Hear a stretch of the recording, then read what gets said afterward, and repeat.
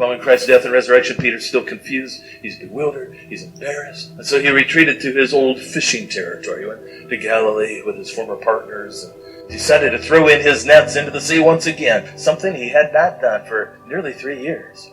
And it's when we face these insecure moments in our lives that we gravitate back to our old comfort zones.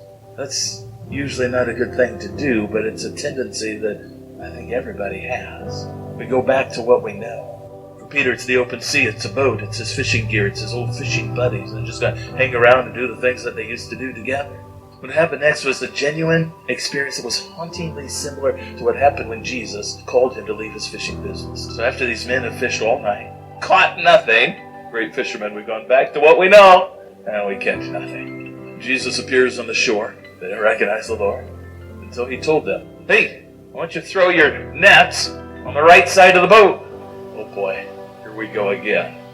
And when they obeyed, it happened again.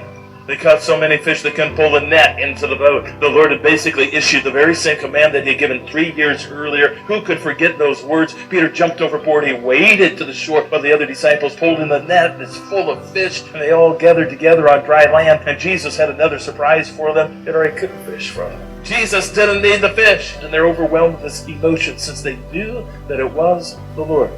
Awkward reunion, because they weren't where they were supposed to be.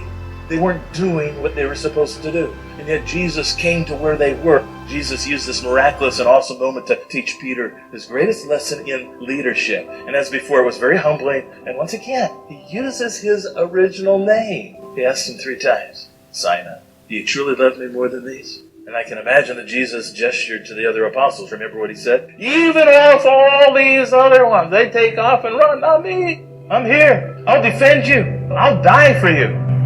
These ones here, do you love me more than these?"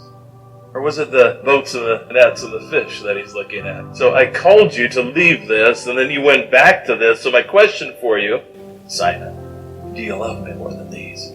More than what you already know, more than what you're used to, more than what is normal for you. Jesus' final question, however, that brought Peter to a point of brokenness, acknowledging that Jesus Christ had predicted his denial. He said, "Lord, you know all things. You know that I love you."